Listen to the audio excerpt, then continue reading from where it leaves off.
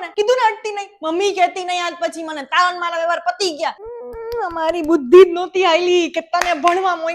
મોકલી નોકરી કરવા દીધી એટલે તો આ બધું થયું ના કરવા દીધું હોત તો સારું હોત ભગવાન તારે પ્રેમ લગન કરવા હોય ને તો તારા રસ્તે હું મારા રસ્તે મરી ગઈ તારા માટે હવેથી બધા આજુબાજુ વાળા પૂછશે ઓલી રમીલા તો ચાઈ પૂછવા આવશે હું જવાબ દઈશ બધાને હું ગુડી તારે આવું નહોતું કરવું બધાય કહેતા હતા બધાય કે સીમાબેન તમારી છોકરીને